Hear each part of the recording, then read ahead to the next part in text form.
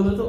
Okey, kita buat soalan di studio pula Hamzah hari ini dalam kenyataan beliau, dia mengatakan kerajaan sekarang ni kerajaan gagal. Sebab apa dia kata kerajaan gagal? Sebab kerajaan tak mampu nak kawal nilai ringgit semakin jatuh itu. Ada komen sikit. Komen saya senang saja. Sebaik saja Muhyiddin lockdown negara ni, apa yang tak jadi kepada kerajaan kita. Bukan setakat mata wang kita jatuh teruk, bursa saham Kuala Lumpur jatuh teruk, foreign direct investment jatuh teruk, kita punya kadar hutang meningkat dengan dahsyat sekali. Kita punya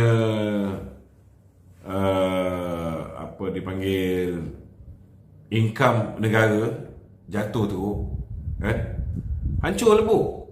Sampai rakyat tak boleh nak sediakan bawah tudung saji rumah masing-masing untuk bagi makan anak-anak.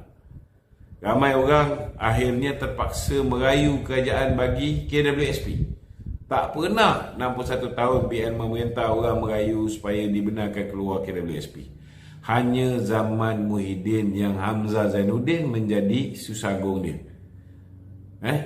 Yang Hamzah Zainuddin menjadi menteri kabinet dia. Yang Hamzah Zainuddin menjadi menteri dalam negeri dia, menteri kanan tu. Kalau ini pun Hamzah tak boleh fikir, saya cadangkan Hamzah balik rumah cermin diri dia sendiri. Cermin diri dia sendiri. Saya selalu ingatkan dan pesan, beri peluang kepada kerajaan perpaduan sekarang ni untuk mentadbir dan bekerja. Kerajaan kena stabil untuk kembali kita tingkatkan balik ekonomi negara kita, dan jangan jadi macam Haji Adi kata, jadi kerengga yang merencatkan pertumbuhan negara, merencatkan proses pemulihan ekonomi kita. Jangan jadi kerengga. Cukuplah Haji Adi and the gang jadi kerengga. Jangan kita pula jadi kerengga. Okey, Tok, satu lagi soalan tadi Tok ada sebut pasal Muhyiddin kan. SPRM akan keluarkan notis merah secepatnya untuk menantu beliau ni, Tok. SPRM dah pun selesaikan dokumen-dokumen yang sepatutnya untuk memastikan red alert notice dapat dikeluarkan ke atas menantu kesayangan Muhyiddin Yassin. So kita dapat khabar mula dia lari ke Indonesia, lepas Indonesia dia lari pergi ke ikut saja Australia. Dia dah pergi ke Australia.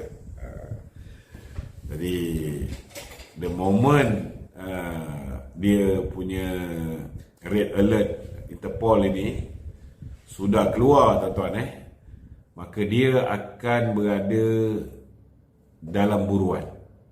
Maknanya dia dalam keadaan dalam buruan. Mana dia pergi pun, bila masa boleh dicekup. Inilah namanya bodoh. Kalau dia pandai, dia hadap je lah. Macam Muhyiddin duk kata kat Datuk Zahid, hadap je lah kes mahkamah tu. SPRM panggil, pergi. Pergi. Kena dakwa, pergi. Lawan dekat mahkamah. Kalau kalah di mahkamah tinggi, merayu kat mahkamah rayuan. Kalau kalah di mahkamah rayuan, merayu di mahkamah persekutuan. Kurang-kurang ada jugalah 4-5 tahun duk turun naik mahkamah. Kalau dah keluar notis ni, saudara, selepas ini kalau dia ditangkap, katalah dia ditangkap di Australia contohnya, selepas ini dia terus akan dibawa balik, diekstradisi ke Malaysia, dibawa balik, dicas di mahkamah, dan dia, saya boleh jamin lah tuan-tuan, hampir pasti takkan dapat ikat jamin. Sebab dia dah lari. Ini bodohnya. Sepatutnya dia hadap, biarkan diri dia didakwa di mahkamah. Duit pun banyak, kau bayar je lah ikat jamin tu. Kau turun naik mahkamah lepas 5 tahun. Mungkin bapak kau pun kalau Nauzubillah min zalik, boleh jadi Perdana Menteri balik. Dah selamat.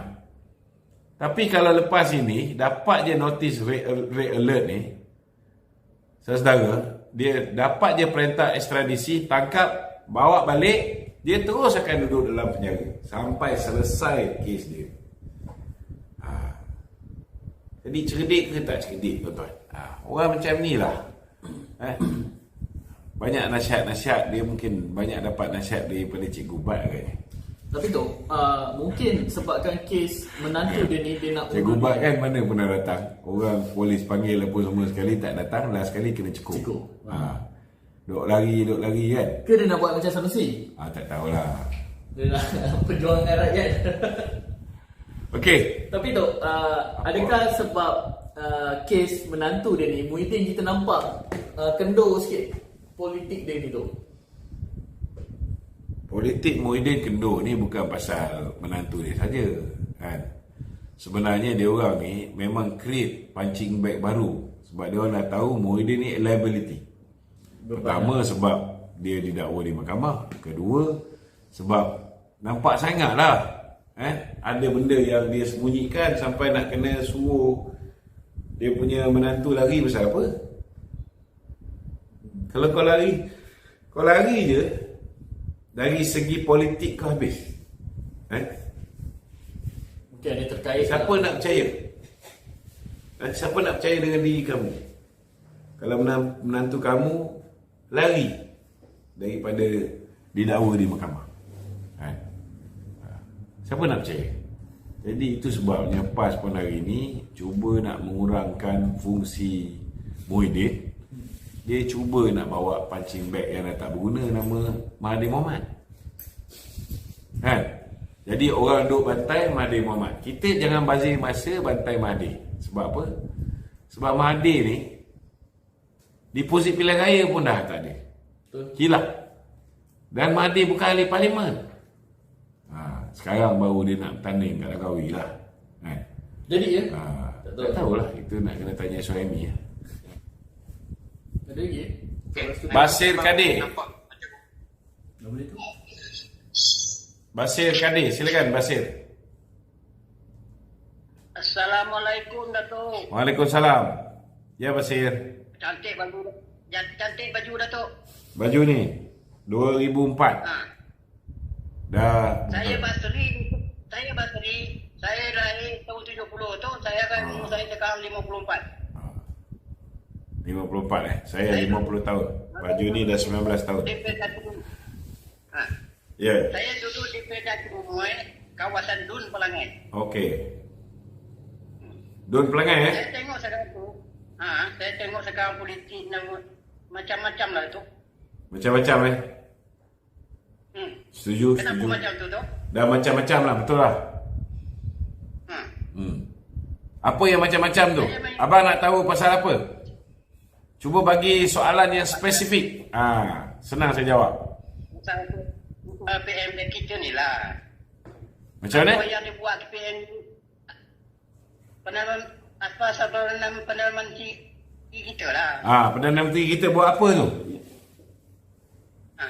Semua yang dibuat kebaikan Perdana Menteri, satu pun dia orang tak terima, kenapa tu? Itu soalan yang cukup bagus. Sebab dia orang nak puak dia jadi Perdana Menteri.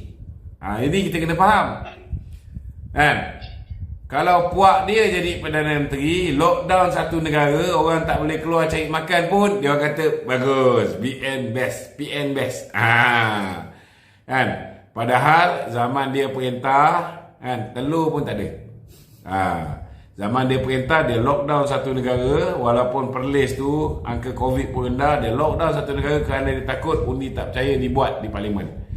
Kemudian bila dia dah dapat kuasa lockdown tu, dia tambahkan pula, dia daruratkan negara supaya dia boleh gunakan duit negara sesuka hati bapak dia.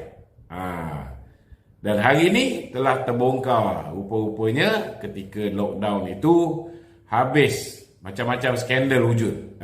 Jana Wibawa lah, duit judi lah.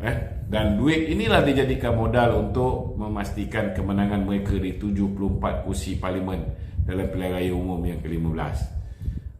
Dan duit ini pula digunakan untuk memenangkan di 3 buah negeri dalam pilihan raya di 6 buah negeri baru-baru ni. Inilah realiti dia. Selagi Datuk Seri Anwar menjadi Perdana Menteri, selagi itulah mereka akan takkan duduk diam, mereka akan buat kerja macam kerengga. Mereka akan buat kerja cuba menjatuhkan negara ni. Cuba menjatuhkan kerajaan. Okey. Lagi satu soalan tu. Baru ni di Pelangai, waktu ceramah Pelangai, ada satu pendekar dari Kedah lah, orang kuat Kedah lah datang Pelangai. Itu bukan pendekar, tu badut sarkas. Dia cakap stop. Kesalahan orang dia tahu. Dia buat kesalahan mencarut-carut tu tak apa. Itu yang saya ingat sikit lah, kenapa macam tu. Yalah, dia nak buat macam mana? Orang PAS memang suka orang yang menipu, mencarut, memaki hamun orang, lepas tu buat kerja-kerja menjarah tanah-tanah, menjarah balak, macam-macam. Orang dia orang ni tak ada masalah benda-benda macam tu. Sampai boleh menang bersih dia sapu negeri Kedah tu. Inilah realiti dia. Tapi insyaAllah lah tu, di Dun Pelangai ni saya tengok. InsyaAllah. Pelangai tak ada masalah. Abang orang Pelangai kan? Pelangai. Tolong pastikan kawan-kawan dekat Pelangai ni semua mengundi Barisan Nasional. Yang penting sekali kena keluar mengundi tu bang. Kalau tak ada 65% orang-orang kita keluar mengundi, sangat bahaya. Saya risau takut boleh kalah. Sebab pilihan raya kecil ni orang tak suka keluar mengundi. Jadi macam mana pun kita kena suruh anak kita, isteri kita, adik-beradik kita yang duduk jauh, yang berada di luar kawasan, pastikan mereka kena balik mengundi di Dun Pelangai. Tak ada 65% keluar mengundi, alamat payah kita nak menang. Kena ingat ni. Dan kenang sikit lah kawan-kawan kita yang bertungkus lumus, macam Menteri Besar Pahang semua, bertungkus lumus. Dia pengarah pilihan raya untuk memastikan kemenangan. Datuk Zahid pun turun, Datuk Seri Anwar pun besok turun, YB Mak Sabu pun dah turun dan besok turun lagi. Kita pastikan kita boleh menang Pelangai ni, insyaAllah. Okey, terima kasih Cik Basri.